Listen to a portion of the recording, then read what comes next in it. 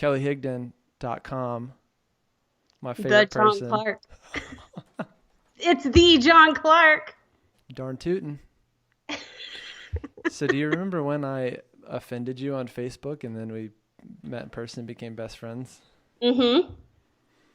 Just like to remember our roots, I like to, people say don't forget where you came from, and so I apply that to my friendship with Kelly Higdon. And you continue to offend me. No, I'm just kidding. Yeah, I do because I have feelings about California and I obviously haven't worked through them. I get hashtag triggered, and I try to use my relationship with you to resolve them. Oh, okay. That's why I like, whenever we're talking, I'm like, I need you to sell me on California. Tell me. Though I was raised in Texas, I know. yeah. But you acclimated to California well. Like I wouldn't be surprised if you were from California because I don't know, you make it look easy. Oh, well, But thanks. but maybe that's wrong. I don't know. It's been fine. I think I don't know. We've talked about this before. It's what you make of it and the effort you put in. And I believe your people are out there. Yeah. Yeah, well, one of the many reasons why we're friends is because I think you understand community and you have that value. Mm-hmm. And also, I struggle without community, or like the second I get somewhere new, I'm like instantly have to look for it, try to create it. And it usually happens in the form of activities, whether it's like music or martial arts or volunteering or something. But, Mm-hmm. you are one of those people that really understands the need for community and how to build it. And you and I were texting the other day that you have to work for it. Mm, it does take time and effort. I think it's why I love what I do in my work. And over the past few years, kind of playing around with different ways of working and discovering, oh, I really like to be in person. And I know there's this big glorification of the nomadic lifestyle. And it works to a degree to be online. It really does. And even doing therapy online, it works. And I love being in a room with people. Can you say more about how you make sense of that in your life right now, and also how you um, incorporate, you know, all of your experiences, and all of your in-person experiences, all of your online experiences? How do you make sense of it all right now in your life? Make sense of what I'm discovering that I love. Yeah, and this balance between people who want location independence, or people who are attracted to doing online work, but also as therapists, we crave connection and we like the in-person stuff, right? So, um, yeah. So you're saying it's important for you to have both, right? It is, and I think that I haven't totally figured out what the balance of that is. Mm-hmm. The preparation for in person, like when we do our like in person retreats, is intense. I have a certain level of expectation of it's a way I show love to my clients. It is a love language for me to host people and to care for them. Um, the time with them is energizing, and then afterwards I need a little like breather to catch up. Yeah. But then I find that our work virtually is even more depth oriented after Mm-hmm. having some in-person experiences together, whether that's kayaking in a lagoon or sitting in a hot seat, mastermind kind of session, or doing vision boards together or whatever. I think there's just something about knowing people in a physical space. And actually, this morning I'm sitting here doing my what's next list. You'd be very proud of me because John Clark knows how, I always refer to him as John Clark, That's right. knows how I'm trying to figure out what that's going to look like now. Mm-hmm. With my husband being laid off, we have a lot more freedom, but we also have a child who we want to have a good community. And so it's not just me. It's Yeah. not just about me and the life I want. It's also about my family and my friendships and things like that. So anyway, I was doing my list right here about like the different ways to serve. What am I finding energetically that is helpful and life-giving, and what do I find that's draining me that I'm like, I wish I hadn't done this, if so I can change it the next round. Can you break those down a little bit, or like when you're walking yourself through this exercise, what are the prompts that you use? Yeah, exactly that. What is pissing me off and irritating me right now? I really do. And like, where do I feel most depleted? Where does it feel like I'm like like it's actually like a checking in of the physical sensation. I'm an anxious person, so usually it manifests in breathing and stomach and all that stuff. So just paying attention to that. What things do I want to do but get put off is another thing I look at too, and what's getting in the way of that. So it's a lot of introspection kind of stuff. And then what is really exciting to me? What do I find myself? For example, I'm sitting here like this morning doing some personal financial stuff. And then I keep finding myself going to Marco Polo, which I use for my clients to see how they're doing. I'm like, okay, I really prefer. Yeah, I like connecting with my people. Yeah, I don't like doing this financial bit, which is not new news to me, Well, but it's, and you and Miranda do a ton of work to help therapists with that part too, and like coming to grips with the financial pieces of their business. And yeah. um, but I like that you're realistic about it, right? It's not that it has to become your favorite part of your business. No. But well, and with that being said, how do you kind of make sense of, on one hand, um, there's a lot of movement toward like, creating a perfect job or an ideal job and an ideal life with your ideal clients. And yet maybe we go too far with that, because there's a lot of things in any business that you're not going to like doing. Right. So Right. what do you make of that? Have we talked about this? Like the whole thing about like what can you eliminate, prioritize, delegate, and automate? No, let's talk about that. So there is stuff, that you have to do that you don't want to do in life. That's adulting. And, Bummer. I don't love, let's think of some things I don't like to do. Mm-hmm. I don't like sitting and looking at the budget.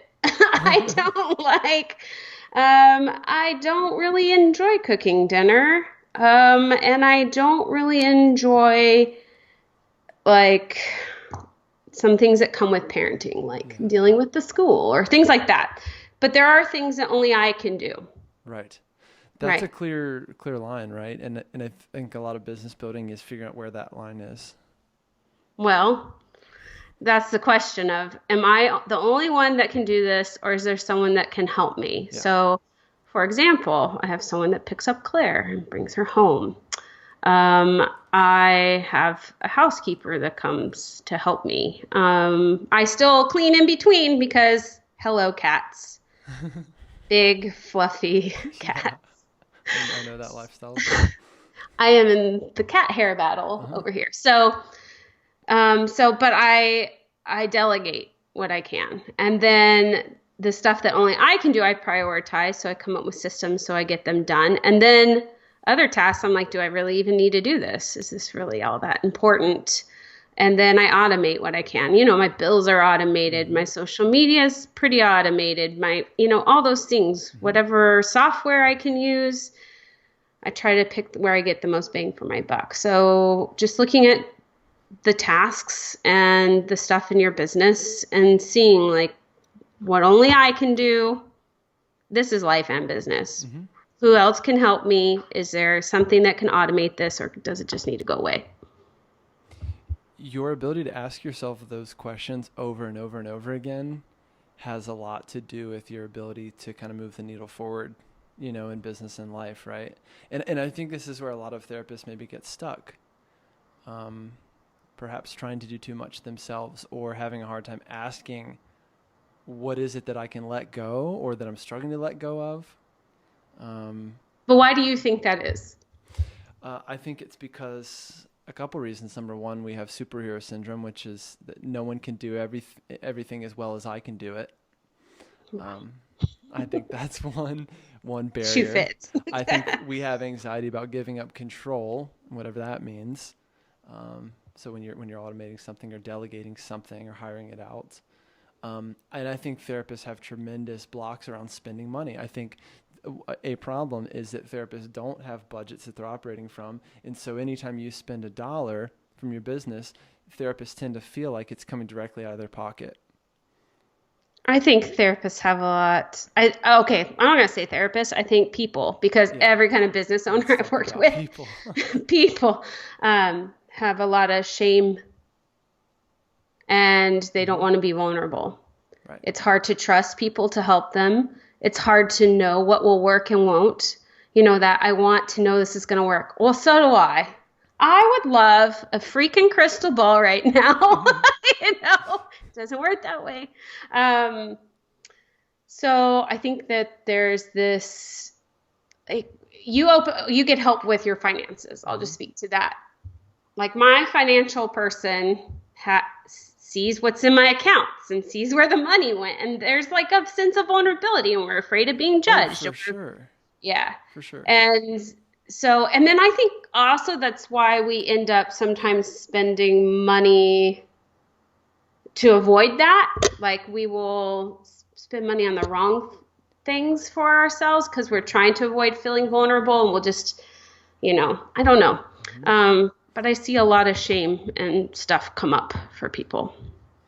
Well, and we could spend a whole hour on this, but I think having someone who has a hand in your finances is a big step for a lot of business owners and a lot of private practitioners, solo practitioners, etc.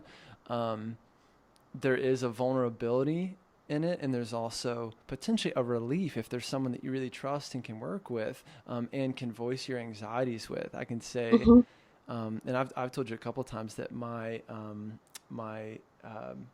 she's really like my bookkeeper, but really like my money coach, Hmm. who does all the money in my businesses, all the payroll, etc.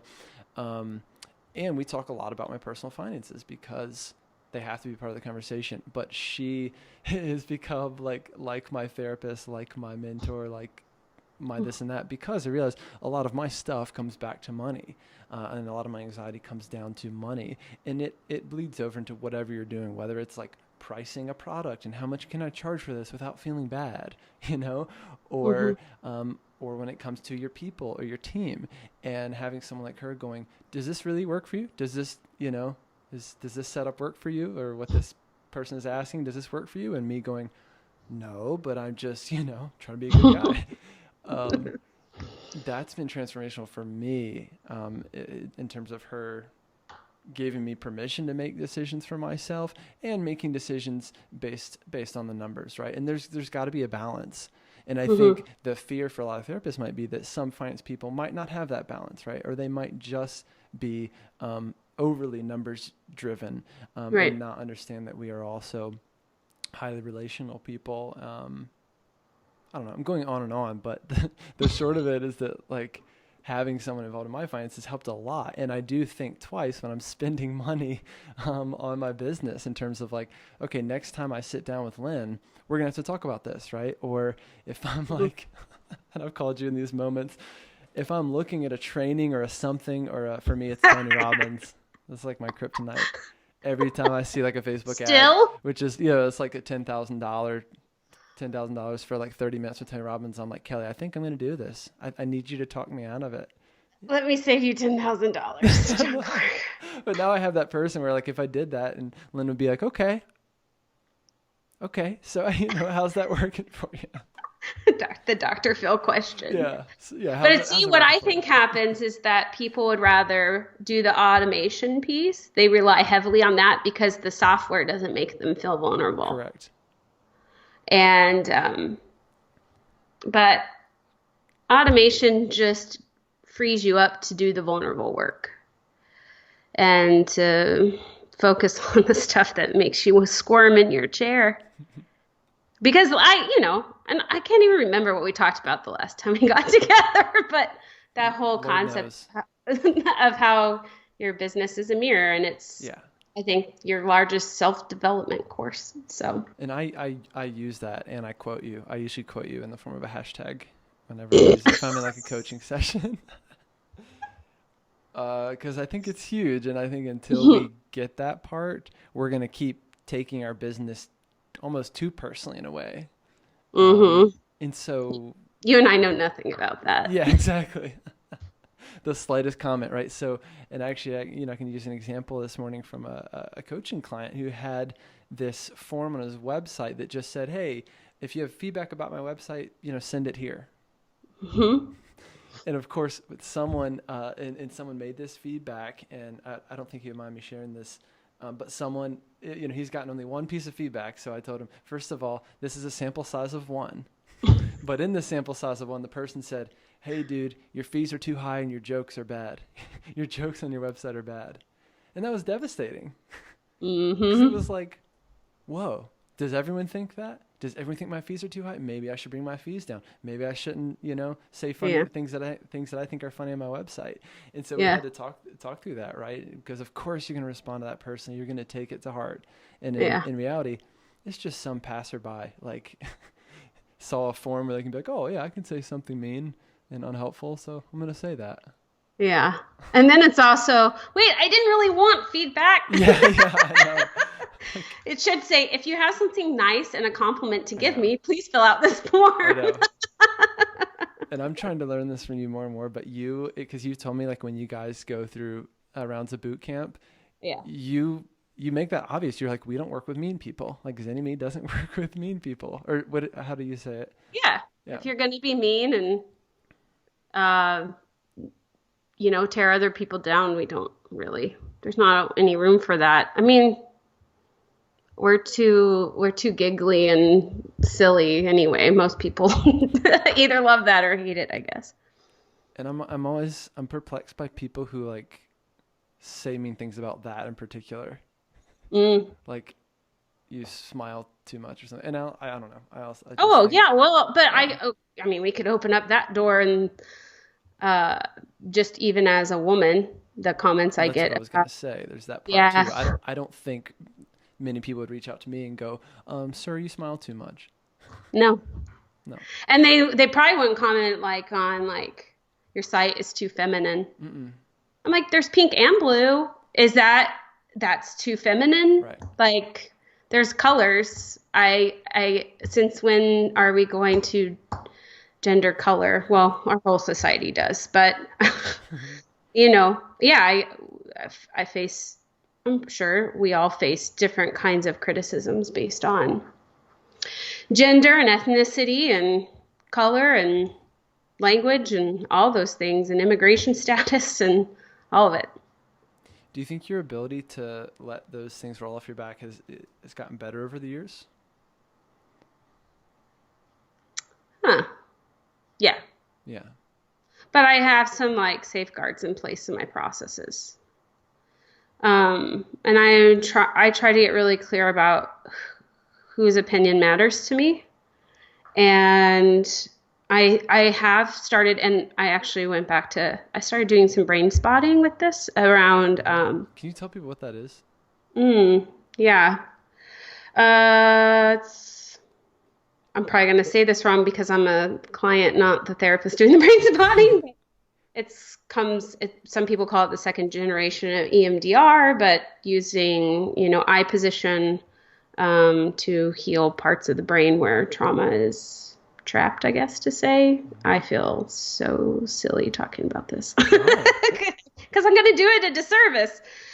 But Well, it's hard to explain because you're I taking know. something as complex as the brain and developing, a pretty Mhm. concrete intervention for it to help remove blocks and Right. And coming from therapies that aren't as concrete, it's been kind of an interesting journey. But I think part of it was trying to figure out how to say thank you for the feedback and be able to detach, consider, say like, is this a value? Is this something? Because I do make mistakes. Like, for example, we had a webinar and we looked back and we noticed that there was not diversity on the panel. And I was like, uh-oh, actually, a lot of what I've done, there isn't diversity.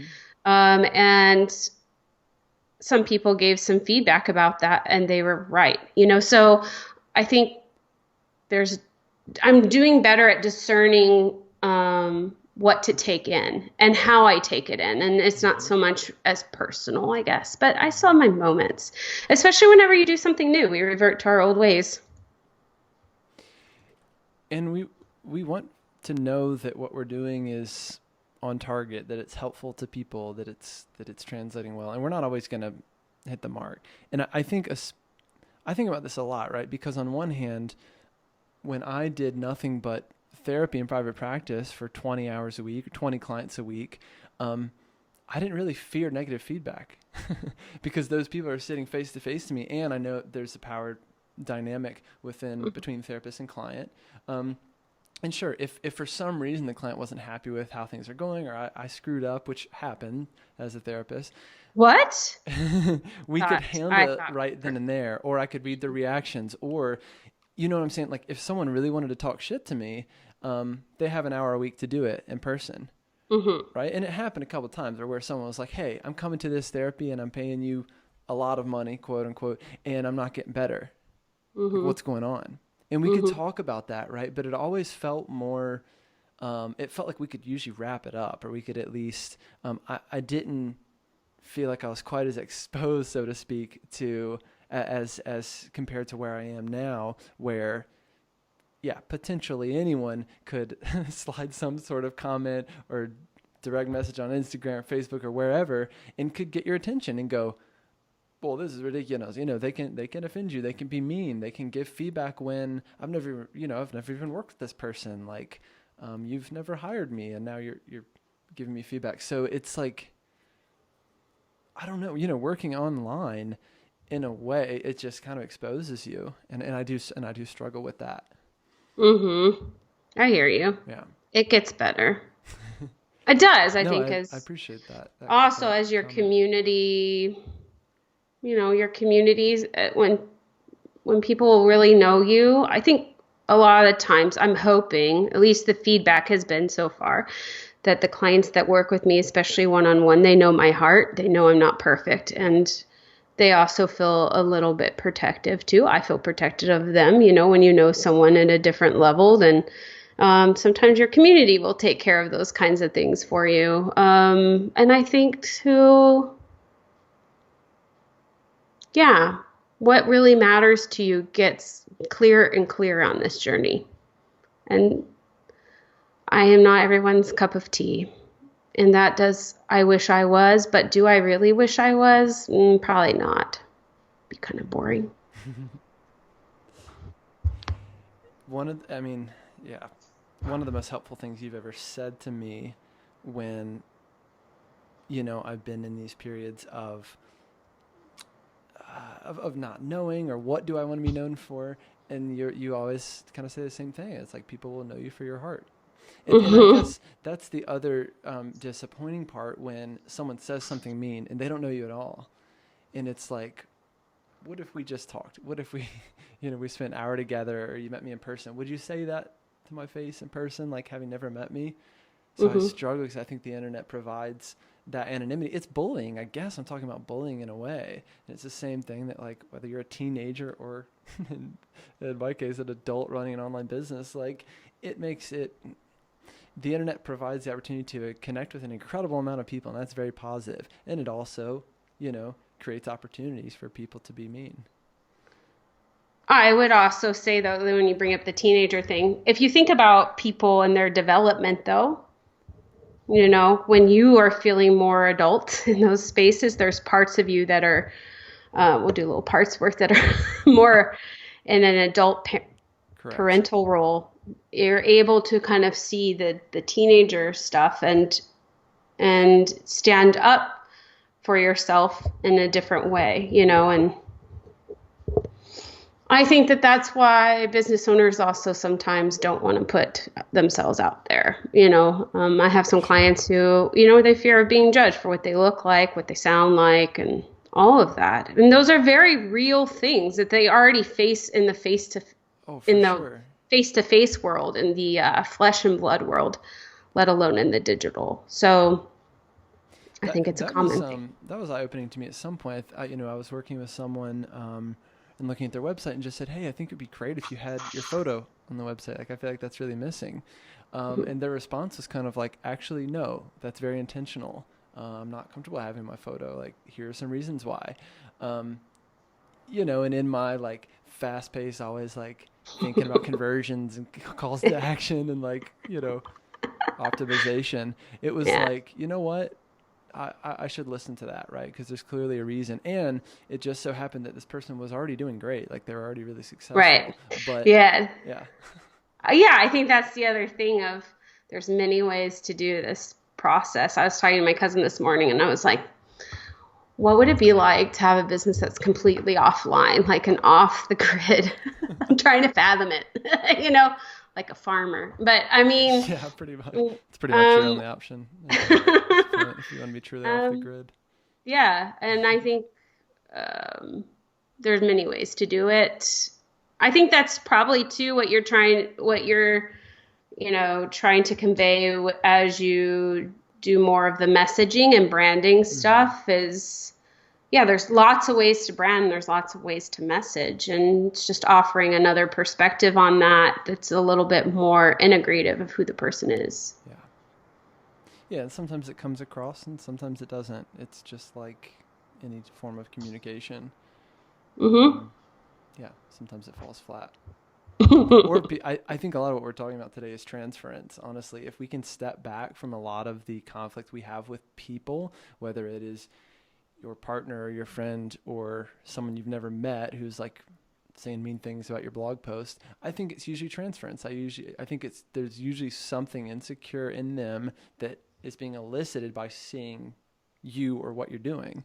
Right, but the fact that you're bothered by it is also an insecurity in Well, it's you. also transference, yeah, because Yeah, I'm I, getting I hashtag triggered by it. yeah, hashtag triggered. I think there's something, but like I said, there are some times where we are wrong and we do need to listen and we do need to learn and we need to be Yeah, less quick to solve, rescue, and help before we fully hear the other side. And again, I'd rather help my clients than worry about someone, and their posts on my Facebook page or whatever. But yeah, yeah. And I guess it's a matter of developing that filter, right? Of knowing, like you said, who you trust, who you really want to listen to, and when maybe you do need to hear some feedback or some feedback that you don't like, because certainly that's life as well.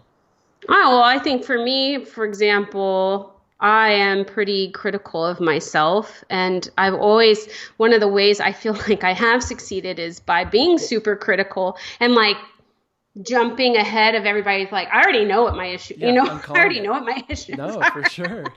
But I still have blind spots and we still need each other. So this idea of community is Well, that but community yeah, exists not only to support and encourage, but it exists to reflect and to hashtag trigger, bring out some of those rougher edges that need smoothing. yeah. I think there's a lot of power in that. It's kind of like owning it before it can own you, or owning it before someone can call you out on it. Right. Well, that So it's just a protection, and yeah, it actually just causes me more stress probably than anything. it's kind of like so when I was younger, I had a like kind of a profound fear of haircuts because my mom used to take me to J.C. Penney, and the women would be like talking and eating like a foot long sandwich while they're cutting my hair and like probably smoking a cigarette indoors or something weird. And I would Uh-huh. leave with the most horrendous haircuts ever. And it'd be like a bowl cut, but like slanted, but not in like Mhm. a cool way, not like a purposeful slant. Mhm. And I'd feel so mortified. And like, if I could just go back, I could just roll up to school and own it, just be like, what's up guys? Yeah, I got a slanted haircut. So what? Before someone could be like, what happened? I know it's a weird example, but now I like getting haircuts. I really look forward to it, and I've relinquished my anxiety. I've had some corrective emotional experiences with hairdressers, thank goodness. And I don't probably because I just stopped going to J.C. Penney. Let's go like a hipster barber shop. Spend like Yeah. an insane amount of money on a haircut that looks the same as like sports cuts. Anyway, But it makes you feel better. it makes me, yeah, it's about the internal transformation of the hair, that the haircut provides. We've covered a lot of ground today, and as we wrap up and move away from haircuts, we talked about haircuts last time you were on the show. What? And how you just blindly trust your hairdresser, and Yeah. I was like, that's incredible. Mm-hmm. And you're like, yeah, it's their job. It's Hashtag their job. outsourcing. Outsource. Trust That's the a process. delegation. Yeah, you just As I roll up. caught my daughter this morning in the bathroom with scissors, and I Oh, said, really? I love you, and you can try that. And I've done it many times, and it's not worked out for me, but might be something you want to trust to somebody else. Right before It's a brave I kid. saw the to be, scissors, Yeah. I saw the scissors like at a At the nice ang- angle. Yeah. Mm-hmm. She was probably on her way to looking like me as a young child. It's all right. She could rock it. That's hilarious. So we've covered a lot of ground, and we've talked about, we started this talk about how you kind of do some of this visioning and asking the hard questions to yourself, which in my opinion is kind of like coaching yourself in a way, right? It's like taking questions that you'd probably ask a coaching client and sitting down with a piece of paper. I also love how it's on a piece of paper. I think that's You cool. love that it's on paper. Yeah, I just think, Yeah. I don't know. I think it's good for our brain to get off the computer sometimes, especially when Well, you're trying there's to a do definite like connection deep work. between handwriting and the brain. Like, Well, yeah. there you go. But so we talked a lot about the importance of doing that, right? Kind of like becoming your own coach in a way, becoming your own guide in a way. What else is missing from that, or what else, did you want to say around that, or for people looking for what's one thing I can do as a result of hearing hashtag Kelly Higdon talk on the show today? Where do you think people could start? Cut out the noise. Cut out the noise. Did we talk about this last time? I should have listened to what we talked about last time. Well, 'Cause people now I can feel- hear it twice because they're probably still not getting it. I had one of my clients recently turn off all social media, block her news feed. Like, I think That the sounds only way terrible. you're going to hear yourself is if you quiet all the inputs. Well, even if it's just temporary, right? It's like you don't have to quit forever, but cut the noise for some time so you can think. I think that's how, people end up copying and all these other things sometimes, is because they're so involved in what other people are doing that they're not tapping into what they need to be doing. So cut It's the just- noise. What do you do Yeah. after that? Well, then it's making time for just you to work on your life, to work on your business, Yeah. not in it. It's hard to do. It's anxiety provoking, right? And we don't want to It's hard sit to down admit. and do that. It's hard to admit something's not working. Correct. It's hard to admit, especially when it makes you money. Oh, that's always fun. Like, hey, this makes me money and I hate it. But again, it speaks to your values. Yeah. Another conversation with Claire in the car this morning. She was talking about money, and I was like, I'd rather have my family close to me than all the money in the world. Like, money isn't everything. So, of course, I know I say that as the situation I'm in. It's much easier than someone who's living paycheck to paycheck, Sure. if they even have a paycheck, Sure. So, but Yeah. But part of it is defining your values, or that's a value, right? And going, being your family is more important than money. I'm kind of drawing that line in the sand for myself, and then I'm going to try to operate from that value. And I think too, the other aspect is once you get clear on something, share it with someone that matters. That's huge. I'm going to quote that somewhere. Probably in the form of a I'm sure you tattoo. said it to me too. Whatever. I doubt that. Really?